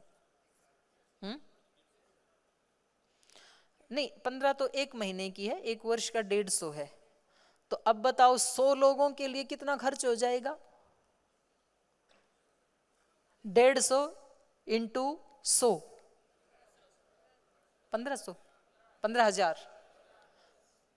तो 15,000 रुपए का दान यदि कर देंगे तो 100 लोगों तक आप उस इतने बड़े मैसेज को पहुंचा सकते हैं। और उसके बाद आप उनको समझा सकते हैं, भाई 1 महीने में, 1 साल की कीमत 150 है, तो 1 महीने की 15 रुपए पड़ी या 10-12 रुपए पड़ी, तो 15 अखबार तो रोजाना 4 रुपए का आता है, और 30 दिन का कितना है? 7 का हो गया। तो मुझे तो 4 का पता था। तो 1 महीने का कितना हो गया? नहीं, 7 21, 150 या 200, 210 हुए। यदि 7 का 1 दिन आता है तो 200 का हो गया। और उसको तो हमें बेचना पड़ता है रद्दी में, और ये आपके पास इतना कलेक्शन घर में इकट्ठा हो जाएगा कि केवल वो व्यक्ति जो योग संदेश ले रहा है वही नहीं पढ़ेगा उसको, वो घर में पड़ी है पुस्तक तो कभी ना कभी बच्चे भी पढ़ लेंगे, कभी ना कभी कोई आने वाला अतिथि भी पढ़ लेगा, आने वाली पीढ़ियां भी पढ़ लेंगी, तो कितना बड़ा कलेक्शन हो रहा है उसमें। तो बहुत पुण्य का काम है ये। आप अपने पतंजलि के आप ये संकल्प लेकर के जा सकते हैं कि पतंजलि के वॉशरूम में यूज होने वाले जो भी प्रोडक्ट्स हैं, चाहे वो पेस्ट है, चाहे साबुन है, ब्रश है, जेल है, शैम्पू है, या और दूसरे जो हैं कंडीशनर आदि बहुत सारे प्रोडक्ट हैं अपने, उनकी एक किट बना करके, केवल वॉशरूम के प्रोडक्ट्स की किट बना करके हम 100 लोगों तक पहुंचाएंगे, तो कितनी बड़ी सेवा हो सकती है। ऐसे एक एक व्यक्ति के इस छोटे छोटे साधारण साधारण सहयोग से इस देश में असाधारण कब हो जाएगा ये हमें भी पता नहीं लगेगा, क्योंकि संगठन में बहुत शक्ति होती है। महाराज जी ने ऐसे तो शुरू की है यात्रा। जब मैं बात कर रही हूँ 1000 लोगों की, उनको बुलाया तो महाराज जी ने कहा था कि आपको जाकर के 10-10 लोग अपने जैसे बनाने हैं। तो उस समय तो हमें लगता था कि हम किसको योग सिखाएंगे, योग समझेगा कौन, लेकिन फिर भी भाई गुरु का आदेश है तो वो तो करना ही पड़ेगा। और मैं बहुत डरती डरती यहाँ से गई थी, मैं अपने बारे में बता रही हूँ, और वहाँ जाकर के हम कुछ लोगों से मिले। सबसे पहले वहाँ के डीसी से मिले जिले में कि जी हम यहाँ एक योग शिविर लगाना चाहते हैं, तो आप अपने जो तहसील में और जो आपके ऑफिसर्स हैं तो उनकी सहायता से थोड़ा हमारा प्रचार प्रसार करवा दीजिए। तो उन्होंने अपने अपने विभाग में तो लेटर्स निकलवा दिए कि भाई आएंगे उस दिन, और हमारे को कहा कि ठीक है आप योग शिविर लगाओ, खर्चा हम दे देंगे। और हमने फिर उसके पंपलेट आदि बना करके लोगों को बताया, तो लोगों को लग रहा था कुछ नया शुरू होना है, ये योग क्या योग होता है। तो मुझे तो बहुत डर था, लेकिन पहले ही शिविर में वहाँ पर 500 लोग आए, मतलब आशा तो 5 की भी नहीं थी, तो 500 लोग आए। और 10 दिन में काफ़ी खर्चा हुआ हमारा, 30-40 हज़ार खर्चा हो गया। और फिर जब हम गए डीसी से कि जी ये खर्चा हुआ है, तो बोले भाई ये खर्चा हम नहीं देने वाले हैं। ये क्या मतलब हुआ कि हम शिविर भी लगवाएं, सिखाएं भी और खर्चा भी हम दें, तो उन लोगों से लेना चाहिए था आपको। तो हमने कहा भाई कोई बात नहीं, हमने आगे बात नहीं बढ़ाई कि चलो भाई एक अनुभव, पहली बार का अनुभव हो गया, बहुत अच्छी बात है, आगे परमात्मा रक्षा करेगा। अब मेरे पास तो 40,000 कहाँ 40 रुपये भी नहीं थे, मेरी कोई नौकरी तो है नहीं। तो जैसे तैसे किसी एक और व्यक्ति से, 2-3 व्यक्तियों से मिलकर के हमने वो पेमेंट चुकाया। और उसके बाद फिर हमने गांव-गांव में जाकर के कुछ जो मोजीज व्यक्ति होते थे उनसे मिलते थे, 8-10 लोगों से, भाई हम शिविर लगाएंगे, हमें एक माइक चाहिए, एक मंच चाहिए, एक लाइट की व्यवस्था चाहिए, कुछ मैट आदि बिछाने के लिए, ये व्यवस्थाएं आप अपने गाँव में खुद कर लीजिए। तो उन 8-10 में से ही हम किसी एक को प्रधान बना देते थे। वो एक एक घर से 100-100, 50-50 रुपये कलेक्ट करके बहुत शानदार शिविर हो जाता था। ऐसे इस यात्रा को आगे बढ़ाया। और मेरे को याद है यहाँ से गए तो महाराज जी ने कहा था एक जिले में अब की बार आप अपने सब गांवों में जा जा करके एक एक प्रतिनिधि खड़ा करना। और वहाँ पर उस समय 4 लोग आए थे उस जिले से, और 4 तहसीलों में हमने तो 3-4 महीने में ही वो टारगेट पूरा कर दिया था। तो सुबह से निकलते थे शाम तक। ये मैं जो जिले में जा रहे हैं सेवा करने उनके लिए कह रही हूँ। तो ऐसे मेरे जैसे उन 1000 लोगों ने, और उसके बाद लाखों लोगों ने, और आज तो करोड़ों लोगों ने इस योग को केवल भारत की सीमाओं में ही सीमित नहीं रखा, बल्कि भारत की सीमाओं के बाहर 200 देशों तक पहुँचा दिया। इसमें आप जैसे सेवा परायण जो आत्माएं हैं उनका बहुत बड़ा सहयोग है। तो आप भी ये संकल्प लेकर के जाएं। ये भी स्वाध्याय में ही शामिल है, अपना अध्ययन करना कि जब ये इतना बड़ा इस देश का उज्जवल भविष्य बन रहा था तो उसमें मेरा क्या योगदान था, मैंने क्या क्या किया।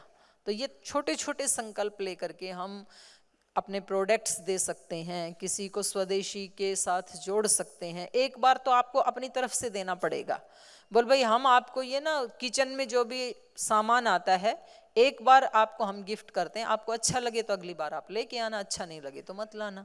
और ये मेरी गारंटी है, जिस व्यक्ति ने एक बार पतंजलि के प्रोडक्ट यूज कर लिए तो वो दोबारा किसी मल्टीनेशनल कंपनी के प्रोडक्ट यूज नहीं करेगा, क्योंकि हमारे प्रोडक्ट उन प्रोडक्ट्स से अच्छे भी हैं क्वालिटी में और प्राइस में उनसे सस्ते भी हैं।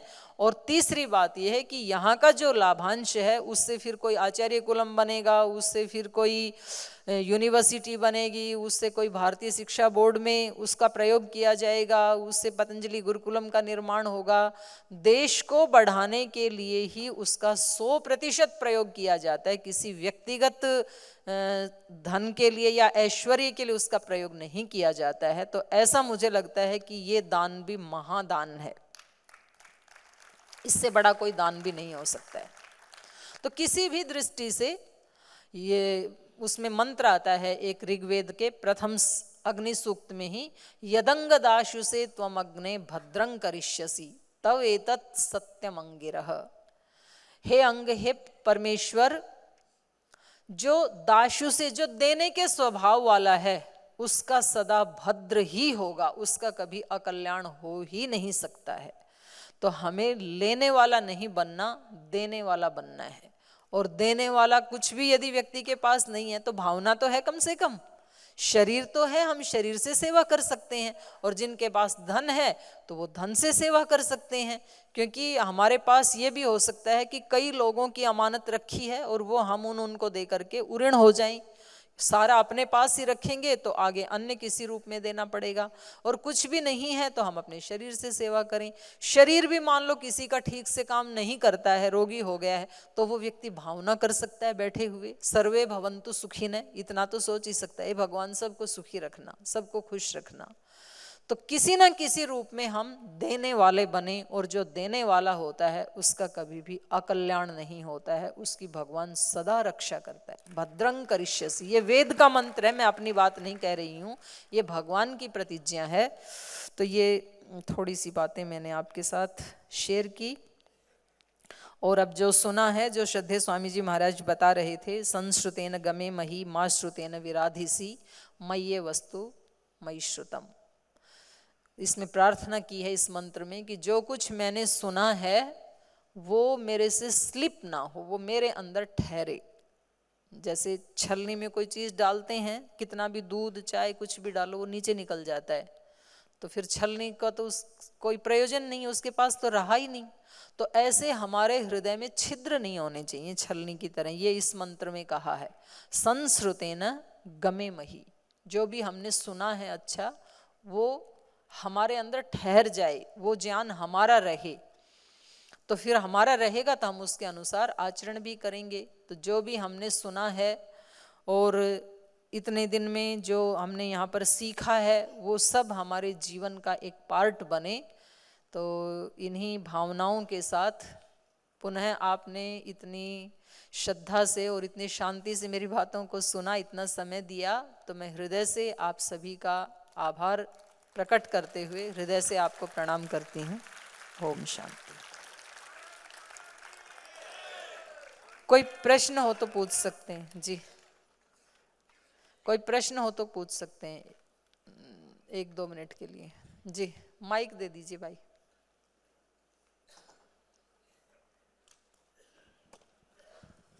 ओम दीदी जी नमस्ते। ओम नमस्ते जी प्रणाम। मैं राजेश गुप्ता दिल्ली से। दीदी आप योग संदेश के लिए कह रही थी तो मैं आज प्रण लेता हूँ 100 योग संदेश की प्रतियां। बहुत अच्छा। हमेशा के लिए, हमेशा के लिए। बहुत जोरदार तालियां एक बार आदरणीय राजेश जी के लिए। और दीदी क्योंकि सर्वेशाम दाना नाम ब्रह्म दानम विशिष्यते, ज्ञान का दान है वो सबसे विशेष होता है, तो ये बहुत बड़ा दान। दीदी मैं दिल्ली में MRF टायर का शोरूम चलाता हूँ और मैंने दिवाली से पहले पतंजलि के 3 या 4 प्रोडक्ट हर एक कस्टमर को, मेरे पास लगभग 50 से 60 कस्टमर आते हैं, 3 या 4 प्रोडक्ट हर कस्टमर को उपहार स्वरूप टायर लेने के बाद, उसका रेट से कोई मतलब नहीं है अपने तो आप। ये बहुत बड़ी देश की सेवा है, यही राष्ट्रभक्ति है। तो ऐसे सब स्वदेशी का प्रचार आगे करें राजेश जी की तरह। ओम जी, ओम जी। आपने बताया सिर में मति है, तो मैं प्रैक्टिस करता हूँ, मैं बहुत घूमता हूँ, खास कर वो सर्वे करता हूँ कि मानव ही मानव को सेवा कर सकता है, कोई नहीं कर सकता। तो मैं यहाँ लिखता हूँ कि धरती मेरी माता, पिता आसमान, मुझे बताया गया बचपन में। तो हमारा बॉडी स्टेट है ना, तो हमको जंगल पहाड़ झरना झील ये सब अच्छे लगते हैं हमको, क्योंकि हम देखते हैं पहाड़ सीधे हैं, हम सीधे हैं, पेड़ सीधे हैं, हम सीधे हैं, अभी ये थ्योरी तो डॉक्टर साहब ही बताएंगे। नहीं तो हमको लगता है कि ये आकाश से हमको लिंक पावर मिलता है और डायरेक्ट धरती में हमको अर्थिंग होता है, तो इससे कुछ हमको फर्क पड़ता है। तब लगता है कि मुझे खाली सेवा करूं और सेवा करूं। मैं चाहता हूँ जिंदगी में यहाँ हाँ, सेवा ये करूं। बहुत अच्छी बात है। आप बस यही भावना बनाए मेरी चाह रखें कि कि मैं हमेशा सेवा करूं, सेवा करूं। मेरी चाह कि मैं हमेशा के लिए यहाँ सेवा करूं। हाँ, जो देने वाला होता है वो देवता होता है। बहुत अच्छी बात है। ओम दीदी जी, चरण वंदन। ओम जी। दीदी जी, मैं चाहता हूँ, सभी चाहते हैं बच्चे, आप ये वेद शास्त्र का मतलब जो प्रचार है, एक यूट्यूब चैनल बनाए, उस पर आप डेली दे। वैदिक चैनल पे तो आता है अपना, और वेदांत दर्शन और रामायण लाइव आता है सुबह 9:30 से 10:30 और 10:30 से 11:30, ये दोनों तो आते हैं लाइव। और चैनल भी बनाया है। अर्पिता जी हैं यहाँ पे, बहन अर्पिता जी हैं यहाँ, आके एक बार बता दो। आप आपके चैनल का नाम बता दो एक बार, तो उसको आप सब्सक्राइब कर सकते हैं, उस पर देख सकते हैं, बना हुआ है वो जी। योगश चित्त वृत्ति निरोध, इस पे थोड़ा प्रकाश डाल दें तो हम भी थोड़ा समझ जाएं। योग है चित्त की वृत्तियों का निरोध। वृत्ति मतलब विचार भाव जो भी चल रही है ना, एक्टिविटीज मन की हमारी, उनको रोकना, इसका नाम है योग। तो वो कब रुकती हैं? अभी तो जब हम गाढ़ निद्रा में सोते हैं उस समय मन काम नहीं करता है। उस समय ना आंखें काम करती हैं, ना कान काम करते हैं, ना जिह्वा काम, ना वाणी काम करती, कोई भी इंद्रिय काम नहीं करती है। किसी भी इंद्रिय की वृत्ति उस समय नहीं होती है। गाढ़ निद्रा में मन की भी वृत्ति नहीं होती है। मन की वृत्ति जब रहती है तो वो स्वप्न अवस्था होती है। गाढ़ निद्रा में कोई भी इंद्रिय 11 की 11 इंद्रिय काम नहीं करती हैं। ऐसा यदि जागते हुए कोई व्यक्ति निर्विचार निर्विकार अवस्था को सिद्ध कर ले कि जब वो चाहे तब अपने मन को रोक ले, तो इसका नाम ये योग है। अब बात ये है कि सारी वृत्तियों को यदि रोक देंगे तो कोमा में चले जाएंगे, मूर्छित अवस्था हो जाएगी ना। या तो गाढ़ निद्रा है और जागते हुए यदि किसी की रुक जाती है तो मूर्छित अवस्था। तो ऐसा योग हमारे किस काम का जिसमें हम कुछ जानते ही नहीं हैं। तो उसका सॉल्यूशन फिर अगले सूत्र में नहीं, उसी सूत्र में अतः योगानुशासनम योगश्चित्त वृत्ति निरोध है, ये दूसरा जो सूत्र है। इसके व्यास भाष्य की पहली ही पंक्ति में वहां पर व्यास ऋषि ने दे दिया। वो कहते हैं यहाँ पर हम सब वृत्तियों को रोकने की बात नहीं कर रहे हैं, वो तो फिर कोमा जैसी अवस्था हो जाएगी। तो क्या कह रहे हैं आप? बोले हम यहाँ कह रहे हैं कि केवल नेगेटिव वृत्तियों को, क्लिष्ट वृत्तियों को रोकना है। क्लिष्ट मतलब क्लेश देने वाली, दुख देने वाली। जो दुख देने वाले विचार हैं, नेगेटिव थिंकिंग जिसको बोलते हैं मॉडर्न भाषा में, उसको हमें रोकना है प्रयास पूर्वक। जैसे ही कोई एक विचार आया किसी के बारे में, आप उसको तुरंत वहां रोको कि नहीं ये मेरे लिए शुभ नहीं है, और उससे अपोजिट विचार आप उठाएं उस व्यक्ति के बारे में कि नहीं वो भी अच्छा ही व्यक्ति है और किसी भी कारण से उससे त्रुटि हुई होगी। तो यहाँ से फिर योग की शुरुआत होती है। तो वो कहते हैं कि यदि सारी वृत्तियों को रोकना होता तो फिर ऋषि सूत्र बनाते योगः सर्ववृत्ति निरोधः, ऐसा सूत्र बनाते। योग क्या है? सब वृत्तियों का निरोध करना। लेकिन सर्व शब्द वहां पर पढ़ा नहीं, वहां पर तो पढ़ा है योगः चित्त वृत्ति निरोध है। तो इससे पता लगता है कि सब वृत्तियों को रोकने की बात ऋषि नहीं कह रहे हैं, केवल क्लिष्ट वृत्तियों को, केवल नेगेटिव दुखदायी वृत्तियों को रोकने की बात कर रहे हैं। तो सबसे पहले तो हमारा विचार से ही शुरुआत होती है योग की।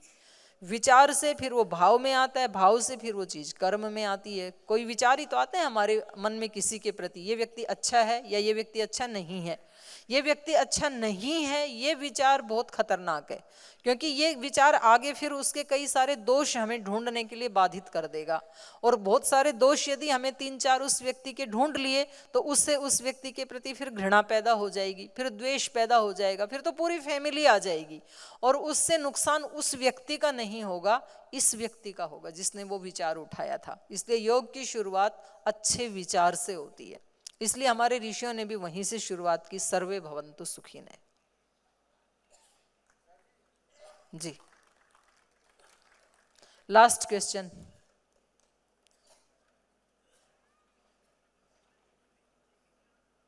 आप आ जाओ अर्पिता जी इधर। ओम जी ओम। जी, मेरी एक प्रार्थना है, अगर आप स्वाध्याय करना चाहते हैं तो बाबा जी का योग ही देख लें।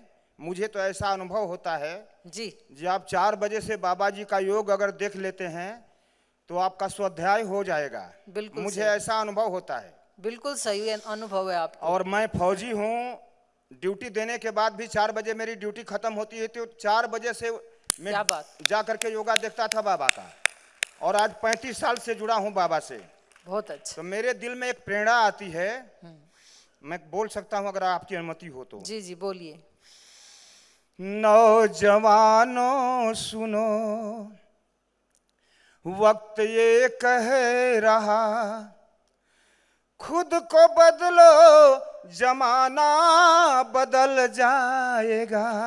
मेरे बाबा डेली 4 बजे यही बोलते हैं जी उनका जीवन बोलता है। अगर बाबा को कोई देख ले तो मैं तो बोलता हूँ 1 महीना देख ले तो स्वाध्याय उसका अपने आप ही हो जाएगा। बिल्कुल सही। और मैं देखता हूँ तो ये भी स्वाध्याय है महापुरुषों को शक्तियों सुनना। को लगा दो सही काम में, देश का भाग्य खुद ही बदल जाएगा। अपना भारत वही है जगत का गुरु। आज जगत गुरु बनने की कामना की जा रही है, हमारे बाबा आह्वान कर रहे हैं। अरे आप बाबा को देख लें, वैसा जीना शुरू कर दें, जगत गुरु तो देश बन ही जाएगा। अपना भारत वही है जगत का गुरु, आज अज्ञान में क्यों भटक ये रहा। सारे कर्मों में लालच आरूढ़ हो गई।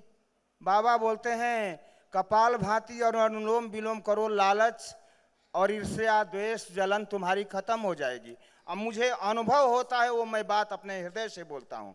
सारे कर्मों में लालच आरूढ़ हो गई, सत्य का ज्ञान जाने कहाँ खो गया। अरे तू महाकाल की शक्ति लेकर चलो, देश का भाग्य खुद ही बदल जाएगा। नौजवानों सुनो। चलो जोरदार अभिनंदन एक बार भाई का। तो अब देश नहीं, अब तो दुनिया बदलेगी, क्योंकि अभी तो श्रद्धेय स्वामी जी महाराज और कुछ भाई बहन उनके साथ जुड़ करके इस विराट कार्य को कर रहे थे। अब तो आप हजारों भाई बहन इस कार्य में लग गए हैं। आप सब ऐसे ही भाई बहन हैं जो देश और दुनिया को बदलने में अपना योगदान देंगे। तो बहुत बहुत पुनः मुझे ये लगता है, ठीक, आपको कोई प्रश्न हो तो पूछिए, है ना। सुझाव देने वाला फिर बाद में ले लेंगे आपके सुझाव। मुझे ये लगता है कि 10 साल के बाद लोग ढूंढते हुए आपको ढूंढने के लिए आपके घर तक आएंगे कि भाई ये व्यक्ति मिले तो हमारी इन समस्याओं का समाधान करे। ऐसे व्यक्तियों की बहुत ज़रूरत पड़ने वाली आज भी है, और 10 साल के बाद और ज़्यादा इसकी ज़रूरत पड़ेगी। ओम, जी जी बोलिए। हमें एक प्रश्न पूछना था। मैंने जो विचार किया, आप अभी थोड़ी देर पहले जो जी बोल रही थी उसमें मंत्र की बात आपने कही थी कि वेदों में जो मंत्र है उसे हम पढ़ते हैं और उच्चारण करते हैं तो वो अपने इष्ट को समर्पित होते हैं। और स्वाध्याय का फल बताया योग दर्शन में। स्वाध्याय करने से क्या होगा तो बताया, स्वाध्यायादिष्ट देवता संप्रयोग। स्वाध्याय करने से जो आपका इष्ट देव है उसके साथ आपका संबंध जुड़ जाता है। जैसे बाबा जी के साथ आपका संबंध जुड़ गया तो बाबा जी आपकी बहुत सारी हेल्प कर सकते हैं। तो ऐसे वो देवता आपकी बहुत हेल्प कर सकता आपने है। यहाँ पर कहा कि संबंध जुड़ जाते हैं। मैं इसमें ही योग में ही पूछ रहा था कि ध्यान और धारणा और ध्यान, ये 2 शब्द बड़े महत्वपूर्ण जो है मेरी दृष्टि में आए हैं। जब हम ध्यान करते हैं तो कोई चीज़ धारण करते हैं। Through the centralization of mind हम जो है अपने उस इष्ट को जो है धारण करते हैं, और उधर ही हम जो है अपनी समस्त ऊर्जा शक्ति को, जो सबसे सूक्ष्म चीज़ क्या है, भावनाएं, उस भावनाओं के साथ जो हम जुड़ना चाहते हैं अपने इष्ट से, और मंत्र का उच्चारण करते हैं। तो मैं इसमें ही जानना चाह रहा था कि जो हम मंत्र पढ़ते हैं, उसमें आपने एक शब्द कहा था कि बीज शब्द पे आपने कुछ बोला था। जी तो शब्द जो है, बीज शब्द की बात आई। बीज शब्द जब आते हैं तो कुछ शब्द ऐसे होते हैं जो बड़े साधारण शब्द होते हैं, जिनकी कोई आवृत्ति नहीं बनती है, और कुछ शब्द ऐसे हैं जो आवृत्ति में होते हैं। और यहाँ तक सपोज जैसे जो है हमने कहा कि रम शब्द का हम, ये जो शब्द जो आते हैं, या ओम, ये शब्द जो आते हैं, इनकी आवृत्तियां वायुमंडल में बड़ी देर तक जो है ये सर्कुलेट जो है करती चली जाती हैं आवृत्ति के रूप में। क्या इस पे साइंस ने कोई रिसर्च किया है? या जो हम बोलते हैं, सा शब्द हमने कहा या का शब्द हमने कहा, वो शब्द जो है वायुमंडल में जो है आवृत्ति नहीं बना रहे हैं। तो मैं ये जानना चाहता हूँ कि ये शब्दों में प्रस्फुटन की क्षमता, जैसे हमने कहा तो माँ शब्द जो है ये गूंजने लगा वायुमंडल में, बड़ी देर तक गूंजता रहा। जी जी।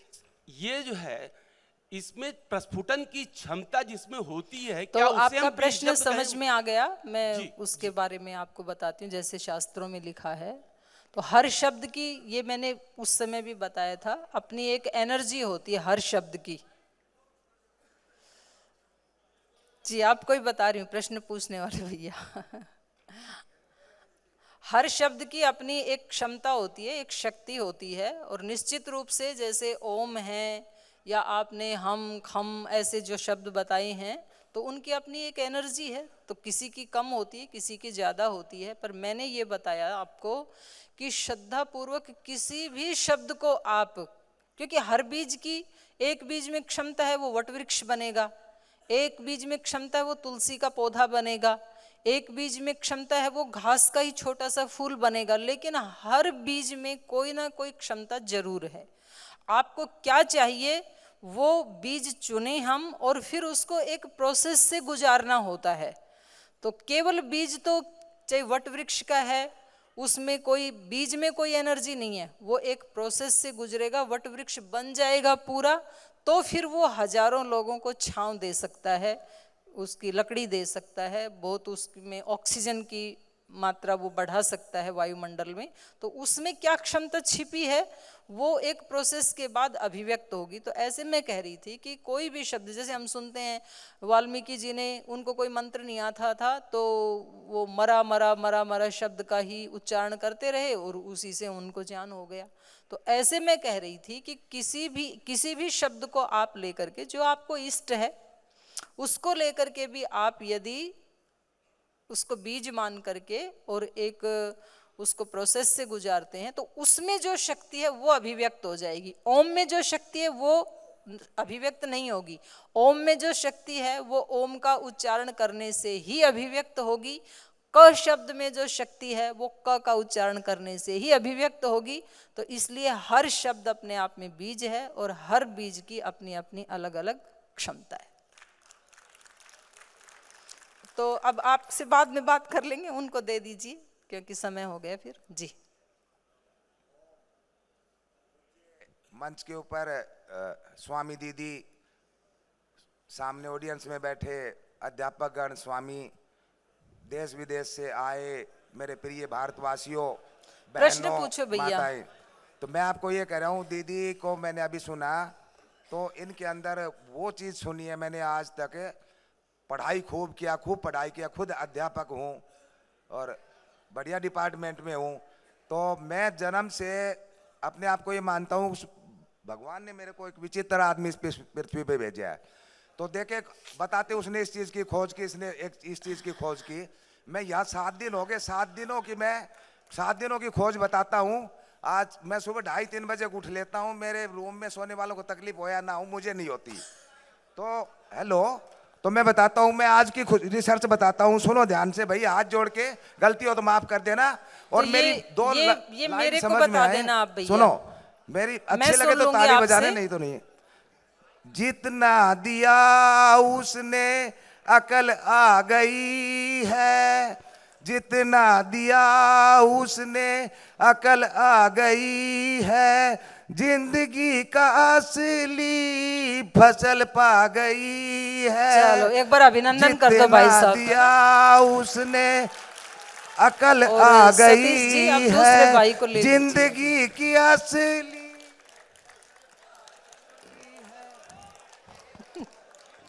ओ एक लाइन प्लीज। चलो कोई बात नहीं, एक लाइन सुन लीजिए, कोई बात नहीं, बस एक ही लाइन बोलो भैया। एक लाइन 30 सेकंड आपके पास है। दोगे तो बोलूंगे, नहीं तो हम बिल्कुल जीवन भर के लिए मौन रहेंगे। जी जी। गुरु जी के चरणों से मांगा एक इशारा। गुरु जी के चरणों से मांगा एक इशारा। सरस्वती माँ ने जग का दिखाया नजारा। सरस्वती माँ ने जग का दिखाया नजारा। चलो बहुत बहुत धन्यवाद भैया। पूरी नहीं हुई दीदी, लाइन पूरी नहीं हुई है। अब मैं सुन लूंगी आपका, कोई बात नहीं। तो अभी इस सत्र को हम यहीं विराम देते हैं, और किसी को कोई भी प्रश्न पूछना है या बताना है अपनी अनुभूति, मैं यहीं हूं, मैं सुन लूंगी आपसे। पुनः आप सभी का हृदय से बहुत बहुत धन्यवाद।